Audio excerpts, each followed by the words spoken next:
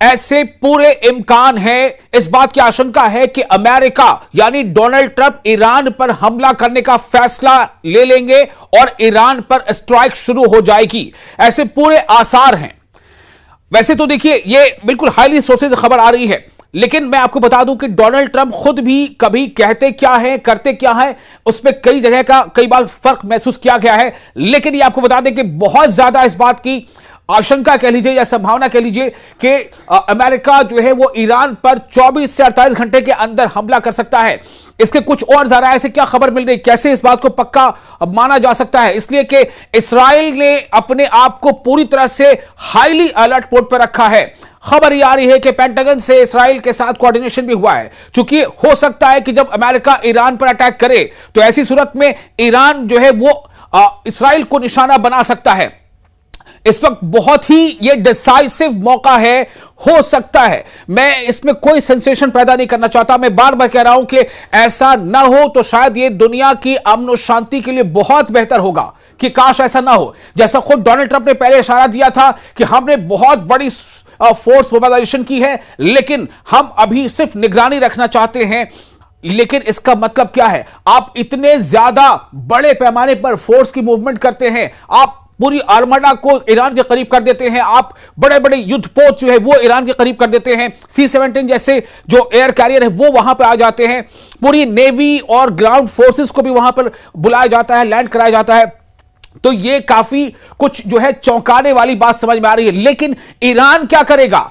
Iran ने खबरदार किया है कि किसी भी हमले का मतलब है कि मुकम्मल जंग होगी, यानी वो हमला शॉर्ट टर्म के लिए हो, स्पेसिफिक हो, सिंगल किसी खास एरिया के लिए हो। लेकिन ईरान का कहना है कि किसी भी तरह का हमला होगा, वो छोटा हो, शॉर्ट टर्म का हो, ईरान उसे मुकम्मल जंग तस्वुर करेगा और उसी के बुनियाद पर वो ज्यादा से ज्यादा ताकत के साथ जवाब देगा। यह ईरान की तरफ से कहा जा रहा है। रॉयटर्स ने इसको रिपोर्ट किया है।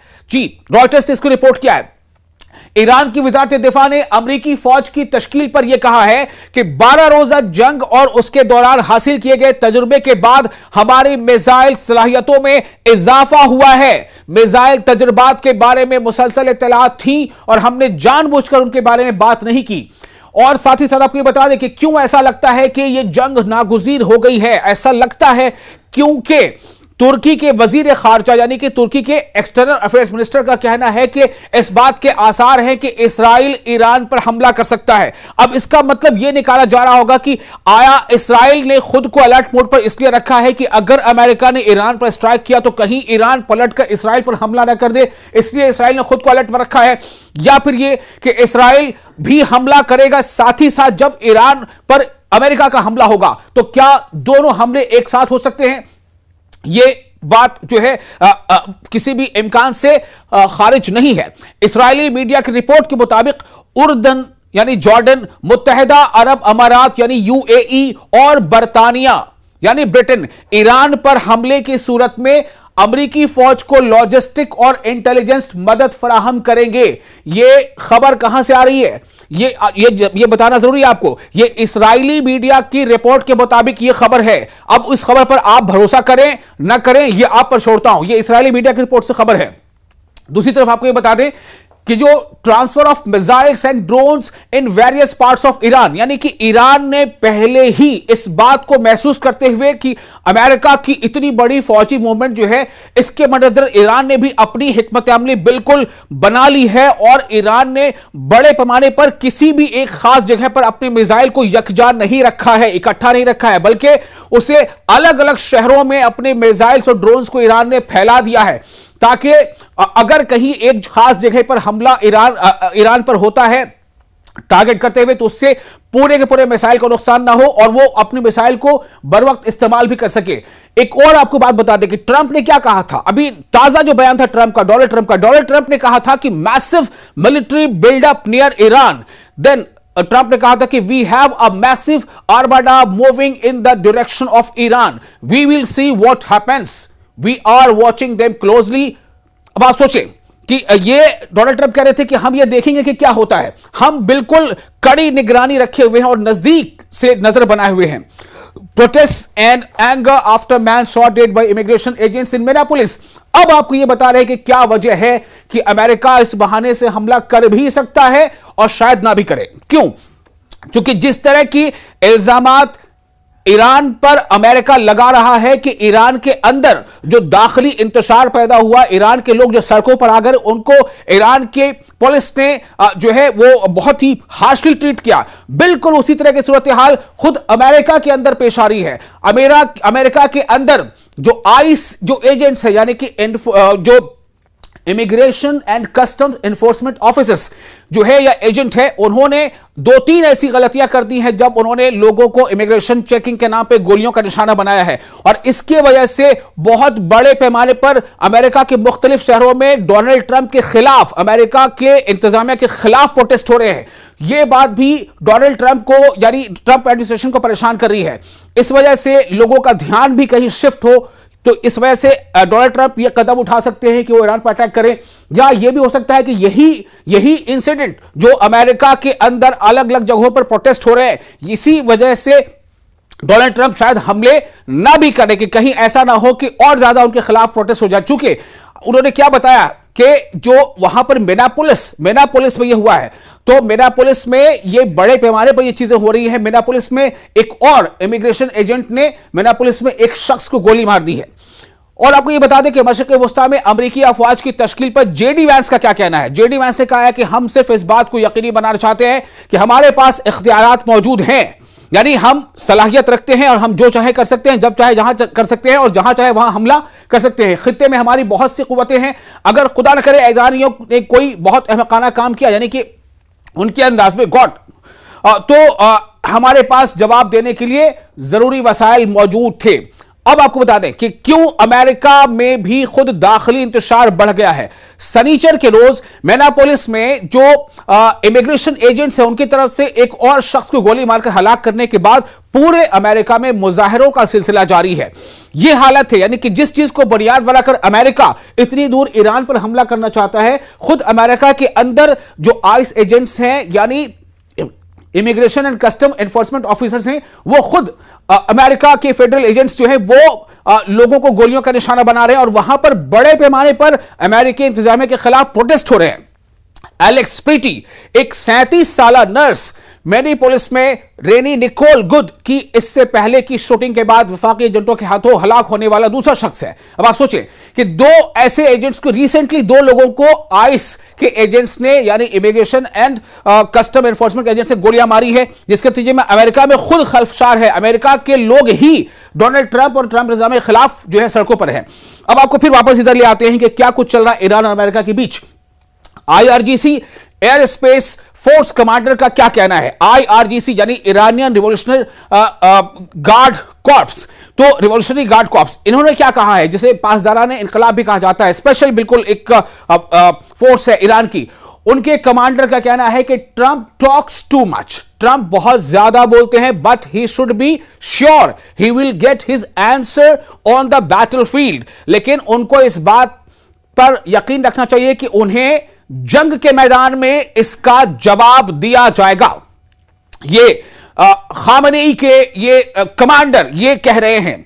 दूसरी तरफ the United States of America को कौन कह रहा है? Governor of Minnesota. आपको मैं बार उधर ले जा रहा हूं कि गवर्नर ऑफ मिनेसोटा के गवर्नर यूएसए को क्या कह रहे हैं, प्रेसिडेंट को, कि president Trump must withdraw thousands of officers after a horrific shooting carried out today by federal agents. जो आइस यानी कि वही बार बार मैं दोहरा रहा हूं, immigration and custom enforcement officers ने जो गोली मारी है, दूसरा ये वाकया, उसके बाद से पूरे अमेरिका में प्रोटेस्ट भी हो रहे हैं। अब आप सोचें कि जो मिनेसोटा के गवर्नर हैं, उन्होंने डोनाल्ड ट्रंप को कहा है कि आप फौरन हजारों जो ऑफिसर्स वहां पर आपने तैनात किए हैं उनको वहां से हटाइए, बेदखल कीजिए। तो ये हालात खुद अमेरिका के अंदर हैं। अब आपको बता दें कि ईरानी मुसल्लह अफवाज ने अमरीकी अड्डों की मेजबानी करने वाले ममालिक को खबरदार किया है। जितने भी ईरानी मुसल्लह अफवाज, उनका कहना है कि जितने भी मिड ईस्ट में या आसपास के जो देश हैं जहां पर अमेरिका के फौजी अड्डे होंगे, वो खबरदार रहें। क्या खबरदार किया? उनका कहना है कि ये अड्डे जायज अहदाफ होंगे, यानी कि अगर अमेरिका ने हम पर, यानी ईरान पर हमला किया तो ईरान इन अमेरिकी अड्डों को निशाना बनाएगा, फिर चाहे वो अड्डा यूएई के अंदर हो, चाहे वो अड्डा जॉर्डन के अंदर हो, चाहे वो अड्डा कहीं और हो पड़ोस के किसी ममालिक मुल्क में। तो ईरान के खिलाफ किसी भी अमेरिकी जारहियत की सूरत में खित्ते में मौजूद तमाम अमेरिकी अड्डों पर फौरी फौजी हमले किए जाएंगे। यह वार्निंग क्यों आ रही है? कहीं ना कहीं जो ईरानी फौजी जनरल हैं उनको भी इस बात का एहसास है कि आखिर इतने बड़े जो फौजी मूवमेंट अमेरिका की जानिब से की गई है उसका कुछ तो मकसद होगा। अब आपको ये बता दें, ट्रंप लाइकली फेवर्स अ वेनेजुएला सॉल्यूशन। ट्रंप क्या कर सकते हैं? डोनाल्ड ट्रंप के बारे में ऐसा माना जा रहा है, जो मुबस्सरीन हैं, जो पूरी इन चीजों पर नजर रखते हैं, उनका कहना है कि ऐसा माना जा रहा है कि डोनाल्ड ट्रंप जो है, जिस तरह से वेनेजुएला का उन्होंने एक हल निकाला, यानी जबरदस्ती वाला हल, शायद उसी तरह का कोई हल वो चाहते हैं कि ईरान में करे, namely a show of military might and threats, यानी कि अपनी फौजी ताकत का एहसास कराना और एक तरह से धमकी देना और अपना असर रसूख कायम करना और धमकाना, followed by a quick deescalation, और उसके नतीजे में क्या होगा कि फौरन फिर जो है वहां से डीएस्केलेट करना चीजों को। जैसे वेनेजुएला में हुआ, काफी हाइप हुआ कि अचानक एक ऑपरेशन किया गया और वेनेजुएला के सदर को और उनकी जो फर्स्ट लेडी उनको वहां से उठाकर ले आया गया, अमेरिका हिरासत में ले आया गया। तो जैसा कि उन्होंने अडॉप्ट किया था जून 25 में, तो बॉम्बिंग कैंपेन की थी, जैसे अचानक ईरान पर हमला कर दिया था अमेरिका ने और कहा था कि B-2 बॉम्बर से हमने पूरे जो न्यूक्लियर के जितने भी इंस्टॉलेशंस थे जहां पर न्यूक्लियर का अफजूदगी हो रही थी, उसे हमने जो है बर्बाद कर दिया, तबाह कर दिया, ये कहना था। तो ये भी एक क्विक रिस्पॉन्स था। तो क्या इसी तरह का कोई, यानी कि बहुत तेज हमला और बहुत थोड़े वक्फे के लिए हमला अमेरिका कर सकता है, ऐसा मानना है कई मुबस्सरीन का। साथ ही ये भी बताया जा रहा है कि डोमेस्टिक फैक्टर जो है अमेरिका में, जैसे मैंने पहले आपको बताया कि अमेरिका में कई अलग अलग मुद्दों को लेकर के खुद ट्रंप इंतजामिया के खिलाफ प्रोटेस्ट हो रहे हैं। उनमें से एक बड़ा मुद्दा यही है कि जो फेडरल एजेंट्स है, यानी कि इमिग्रेशन एंड कस्टम जो एनफोर्समेंट ऑफिसर्स है, उन्होंने जो गोलियां मारी हैं इमिग्रेशन के नाम पे और इलीगल माइग्रेंट के नाम पे लोगों को, उसको लेकर के काफी उबाल है। तो मुबस्सिर का यह कहना है कि Trump decision not to strike include a probable increase in the price of oil which would hurt Trump's own voters in the run up to this year's crucial mid term elections. Deep divisions on this issue opinion by ये एक काफी बड़े माहिर मुबस्सिर हैं, उनका नाम है Elon Gabon. उन्होंने ये बात कही है कि अगर मिड ईस्ट में इस तरह कोई हमला होता है तो पूरे मिड ईस्ट में उथल पुथल मच जाएगी और नतीजा क्या होगा कि ऑयल यानी जो कच्चा तेल है उसकी कीमत अचानक बहुत बढ़ जाएगी, जिससे खुद अमेरिका के अंदर भी थोड़ी अफरा तफरी का माहौल हो सकता है। तो ये हालात है। एक और आपको अपडेट दे दूं, ताजा वाकये में एक खबर यह आ रही है कि इसराइल क्या कर रहा है इन दिनों। इसराइल अपनी हरकत से बाज नहीं आ रहा है। ताजा वाकये में कुछ घंटों कबल की खबर है कि इस्राएली ड्रोन ने जनूबी लेबनान के जिला तायर के इलाके बारिश में एक गाड़ी को निशाना बनाया। मकामी ज़राए के मुताबिक जनूबी लेबनान के जिला तायर की बारिश पर आज के इस्राएली ड्रोन हमले का निशाना एक उस्ताद मोहम्मद अल हुसैनी था। उसके सामान में से एक रियाजी का क्विज मिला, सोचें मैथ्स का। इस्राएल ने जनूबी लेबनान में 2 अफराद को हलाक कर दिया है और मशरक़ी लेबनान के बीका में नबी चित पर भी हमला किया है, जो जगह का नाम है।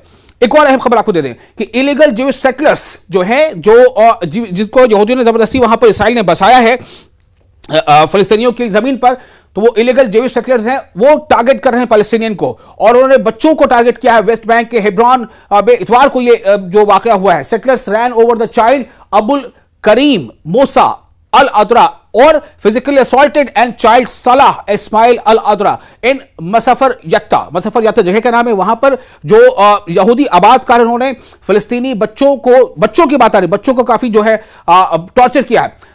ये हेब्रॉन के साउथ में है, in the occupied West Bank. ये वेस्ट बैंक में सब कुछ हुआ है। ये रिपोर्ट किसकी? द क्रेडल की रिपोर्ट है, आपको हम दे रहे हैं। एक और अहम खबर, Iran supreme national security council has approved the resumption of internet services in the near future. ये द ग्लोब ऑब्जर्वर इस खबर को शाया कर रहा है कि वहां पर इंटरनेट की बहाली जल्द ही होने वाली है। President Trump warns the US will impose a 100% tariff on all Canadian goods if Canada makes a deal with China Globe। देखिए ये पूरे मामले का मामला कहीं ना कहीं ये चाइना रशिया से जुड़ा है। रशिया जिस तरह से एडमेंटली यूक्रेन पर लगातार हमले करता चला जा रहा है, चाइना की जो बहुत गुपचुप पॉलिसी चली आती है चाइना के बारे में, चाइना ज्यादा शोर नहीं मचाता लेकिन वो चुपचाप बहुत सारे काम ऐसे करता जाता है। तो चाइना को भी कहीं ना कहीं निशाने पर लेना है। और जिस तरह से कनाडा के पीएम ने डोनाल्ड ट्रंप के खिलाफ बातें की हैं, उसके बाद प्रेसिडेंट ट्रंप ने वार्न किया है, वार्निंग दी है कि अगर कनाडा ने चाइना के साथ ट्रेड डील किया तो अमेरिका 100% टैरिफ कनाडा पर लगा देगा। यह एक तरह से धमकी दी गई है कनाडा को, ताकि वो चीन से डील ना करे। Russia strikes Ukraine as talks with US to end war continue. इसी बीच खबर भी आ रही है कि रशिया ने यूक्रेन पे फिर से ताजा हमले कर दिए हैं। एक तरफ यूएस के साथ रशिया की बातचीत चल रही है और यूक्रेन पर हमला भी हो रहे हैं। तो बहुत सारी चीजें एक दूसरे से मिली हुई हैं। इसराइल को लेकर एक बड़ी खबर क्या है, ये ब्रेकिंग न्यूज आपको दे रहे हैं। बेल्जियम का नाम आपने सुना होगा। Belgium bans aircraft carrying weapons और military gear to Israel from its air space और स्टॉप्स। कहीं पर भी बेल्जियम के एयर स्पेस से होकर कोई भी ऐसा जो है वो एरोप्लेन या कैरियर नहीं गुजरेगा जिसमें इसराइल को पहुंचाने वाली उसमें हथियार या सामान होंगे। तो ना तो वो बेल्जियम के एयर स्पेस से गुजर सकता है, ना किसी एयर स्पेस स्टॉप से गुजर सकता है। ये वो तमाम खबरें आपको हम बता रहे हैं। तो कुल मिलाकर हालात अभी ये बन रहे हैं, जो इशारे आ रहे हैं कि बहुत ही ज्यादा इस बात के इम्कान है कि जिस तरह से इसराइल और अमेरिका की एक्टिविटी देखी जा रही है कि 24 से 48 घंटे के अंदर ईरान पर शायद कोई अटैक हो इसकी तरफ से, अमेरिका की तरफ से। इसी बीच आपको एक बात खबर यह भी दे दें कि जो सबमरीन्स हैं ईरान के, उसके बारे में खबर यह है कि वो सबमरीन को ईरान ने अब मूवमेंट देना शुरू कर दी है। और ये मूवमेंट इसलिए है कि ताकि इस बारे में यह बताया जा सके कि जो फ्लाइट कैरियर्स है यूएस के, उसको जो है नुकसान भी पहुंचाया जा सकता है। और आपको एक और खबर है कि ईरान की आईआरजीसी ने फारस की खाड़ी के पास स्थित अमेरिकी वॉरशिप यूएसएस अब्राहम लिंकन, जिसका नाम है CVN-72, उसका ड्रोन से एक बेहद ही नजदीकी फुटेज लिया है और जो जवाबी कार्रवाई की तैयारी का संकेत है। यानी कि आप सोचिए, जो इतना बड़ा अब्राहम लिंकन जो युद्ध पोत है वॉरशिप, उस पर अमेरिका इतना फख्र भी कर रहा है, चूंकि जाहिर है वो काफी बड़ा, उससे बहुत सारे करियर्स जो है उसमें वहां से लॉन्च हो सकते हैं।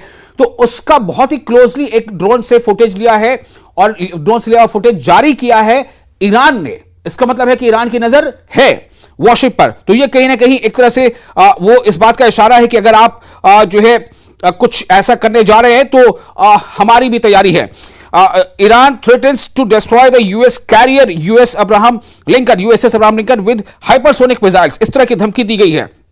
ये तमाम वो खबरें सामने आ रही है कि ये बता रहे हैं कि हालात जो है मिड ईस्ट में वो काफी बिल्कुल एकदम कहते हैं ना कि विस्फोटक हो गए हैं और किसी भी वक्त अगले 24 घंटे में या 48 घंटे में जो है कोई इस तरह की आप खबर सुन सकते हैं कि स्ट्राइक हो गया है, हमला हो गया है। और एक खबर ये भी आ रही है कि Iran issues an emergency.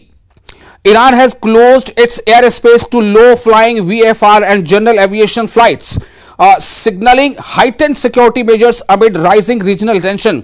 Low frequency पे एयर स्पेस उसका कोई ना उड़े, इस बारे में ईरान ने जो है ये जारी कर दिया है। ईरान हैज क्लोज, इस एयर स्पेस को उसने बंद कर दिया है। तो ये एक बहुत बड़ी खबर है। ये तमाम चीजें इस तरफ इशारा कर रही हैं कि किसी भी वक्त अमेरिका अटैक, हालांकि मैंने आपको दोनों का बयान सुनाया, पढ़ के बताया कि डोनाल्ड ट्रंप ने भी कहा है और जेडी वांस ने भी कहा है कि हमने पूरी तैयारी सिर्फ इसलिए की है कि हम दिखा सके कि वी आर कैपेबल, हम काबिल हैं, हमारे पास सलाहियत है, लेकिन हम करीब से नजर बनाए हुए हैं। और अगर कोई भी नादानी ईरान की तरफ से किया गया, जो अपने अल्फाज उन्होंने कहा कि कोई नादानी की गई, तो हम जो है एहसास करा देंगे कि हमारी तैयारी क्या है। और बहुत सारी ऐसी खबरें वहां पर अभी जो डेवलपमेंट्स आ रही हैं वो ये बता रही हैं कि कुछ भी हो सकता है। जो मैंने आपको पहले बताया कि ये जो सबमरीन है जिनको आप कहते हैं पनडुब्बी सबमरीन का मूवमेंट ईरान ने शुरू कर दिया है। ये काफी अहम है। इसका मतलब क्या है कि आप अमेरिका अगर इतनी दूर से चल के ईरान के इर्द गिर्द आ रहा है, घेरा तंग कर रहा है, तो क्या उसे ईरान को अपनी दिफा का इख्तियार नहीं है? बिल्कुल है। तो ये बात है। और साथ ही आपको ने ये बताया कि देखिए किस तरह से खुद अमेरिका जो है वो परेशान हाल है अपने अंदर हो रहे मुजाहरों से, प्रोटेस्ट से। तो ये बहुत अहम है। और अब बस ये देखना होगा कि क्या वाकई जो ये वाकई अमेरिका हमला कर देगा। एक तरफ देखिए, एक तरफ यूएसए अपनी औकात ईरान को दिखाने पर अड़ा है, दब रहा है, तो ईरान भी पीछे नहीं हटने वाला। यूएस ने अपना स्ट्राइकर ग्रुप अब्राहम जहाज गल्फ ऑफ ओमान में खड़ा कर दिया है। ईरान ने तुरंत संदेश दिया है कि हम इसको हाइपरसोनिक मिसाइल से एक झटके में गिरा देंगे। इसके लिए उस वीडियो फुटेज में जारी किया गया है, ड्रोन से ली गई तस्वीर। और ईरान ने ऐसा किया तो अमेरिका को वो झटका होगा जो किसी भी न्याय तक देखा नहीं है, क्योंकि इससे पहले उस पर हुआ नहीं है। तो कुल मिलाकर ईरान ये सिग्नल दे रहा है कि हम झुकने को तैयार नहीं है। तो ये क्या वाकई Iran has vowed to destroy the US carrier? अब सवाल ये पैदा होता है कि क्या होगा, क्या हमला हो जाएगा? और this is why no country will invade America. अब देखिए बहुत ज्यादा जो मूवमेंट है ना, ये सच बता रहा हूं आपको कि अमेरिका ने अपने मतलब मैक्सिमम ताकत यूं कह लें कि हर तरह की, यानी कि नेवी या एयरफोर्स या फिर ग्राउंड लेवल फोर्स, तीनों को वहां पे इकट्ठा कर दिया है। सवाल सिर्फ यह है कि आखिर अमेरिका अगर ईरान पर हमला करता है तो दुनिया को वो क्या बताएगा उसने हमला क्यों किया। लेकिन बहुत क्रूशल है, हो सकता है कि पूरे मिड ईस्ट में एक तरह से ये जंग की आग भड़क जाए।